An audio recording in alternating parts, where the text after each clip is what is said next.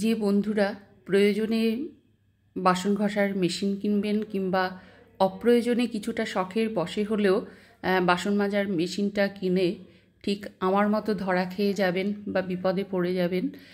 তো চলুন আগে ভাগে আপনাদেরকে একটু সাবধান করে দিই। আপনারা অনেকেই আছেন যাদের সত্যি সত্যি অ্যাকচুয়ালি প্রয়োজন আছে বাসন মাজার মেশিন, আবার অনেকে হয়তো শখের বশেও কিনে থাকতে পারেন।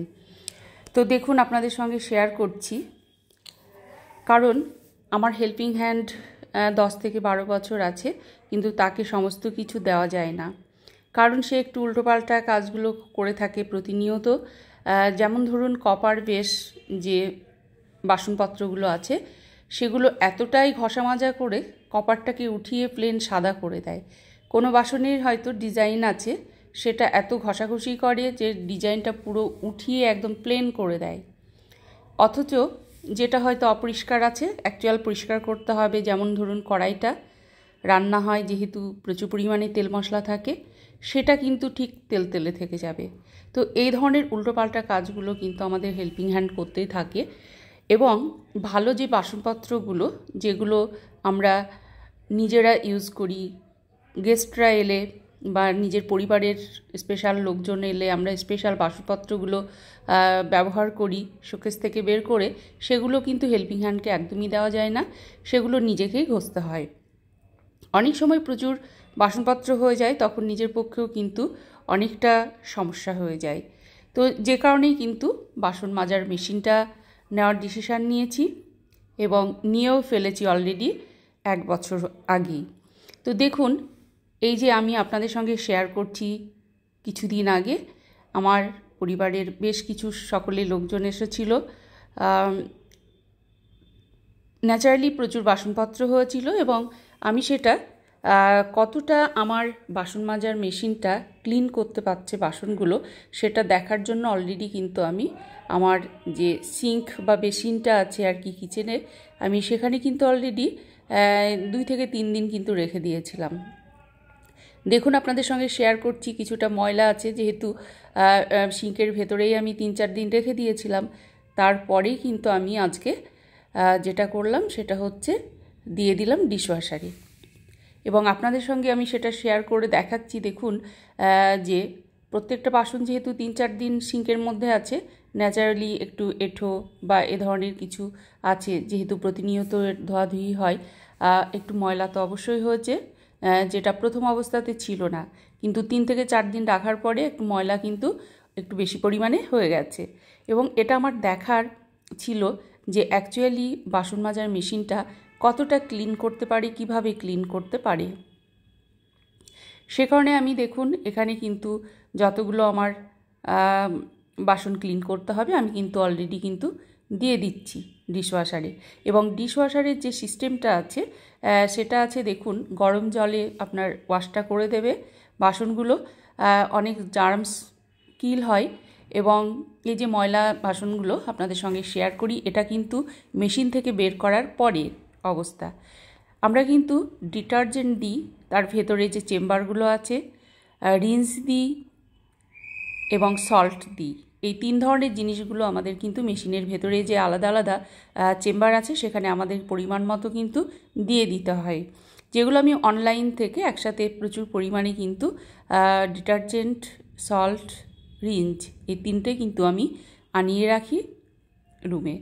আচ্ছা দেখুন, এই যে আমি ডিশওয়াশারে দেওয়ার পরে বের করে আপনাদের সঙ্গে শেয়ার করি, দেখুন একদম ক্লিন হয়নি।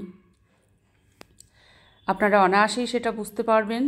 বিভিন্ন ধরনের বাসনগুলো আছে আমার, বেসিক্যালি দেখুন এখানে আছে লাউওয়ালা যেগুলো কাচের বাসনপত্র, এবং দেখুন এই যে বিভিন্ন ধরনের এই ধরনের যে বাসনগুলো সেগুলো কিন্তু অ্যাকচুয়ালি কিন্তু ক্লিন করার কথা বা হয় ন্যাচারালি, কিন্তু আমি যেহেতু 3 থেকে 4 দিন ওই যে বললাম সিঙ্কের মধ্যে রেখে দিয়েছি, একটু ময়লা ধরে গেছিলো, অতএব কিন্তু দেখুন ক্লিনটা কিন্তু সেইভাবে কিন্তু করতে পারিনি।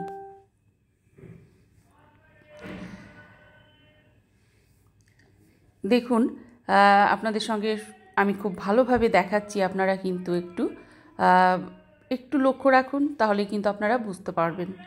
প্রত্যেকটা বাসনপত্র দেখুন যেমনটা মানে ময়লা হয়েছিল ঠিক তেমনটাই আছে, একটু পরিমাণেও কিন্তু ক্লিনটা হয়নি। যেহেতু গরম জল, সল্ট, ডিটারজেন্ট এগুলো থাকে, সেহেতু একটা তেল ভাবটা কিন্তু চলে যায়, যে তেল তেলে ভাবটা যেটা সেটা কিন্তু চলে যায়, কিন্তু যে ময়লাটা থাকার সেটা কিন্তু পুরোটাই থেকে গেছে 100%।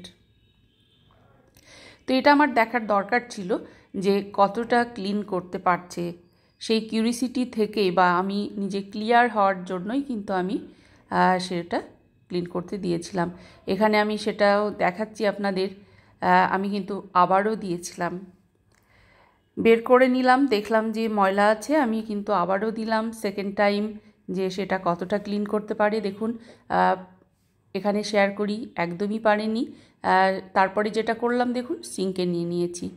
অতএব বুঝে গেলাম যে আমাকে নিজে হাতেই কিন্তু ক্লিনটা করে নিতে হবে।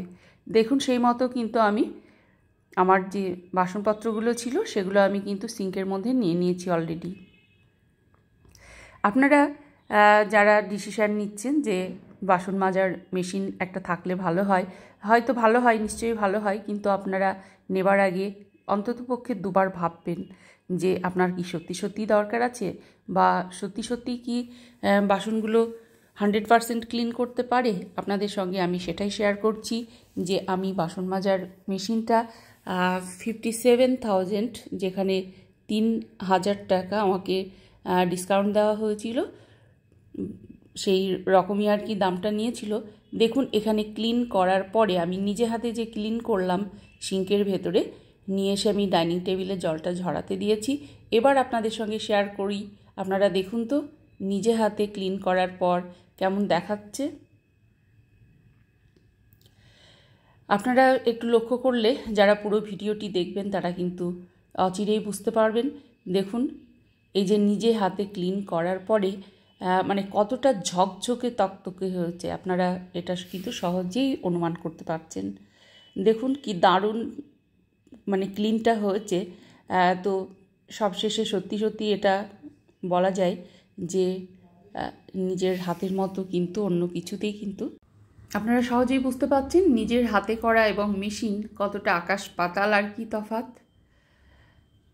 নিজের হাতের মতো সত্যি অন্য কোনো কিছুতেই হয় না, যেটা মেশিনের দ্বারাও কিন্তু সম্ভব হয় না।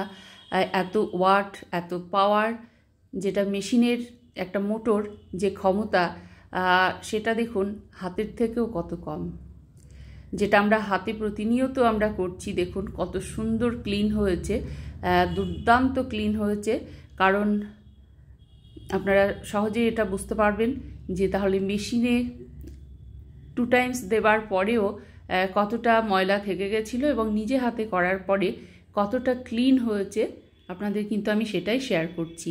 তো বন্ধুরা, আপনারা যারা বাসন মাজার মেশিন কিনবেন বলে ভাবছেন, তারা অন্ততপক্ষে দুবার ভাববেন যে আপনারা এত টাকা খরচ করে সত্যি সত্যি নেবেন বা নেবেন না।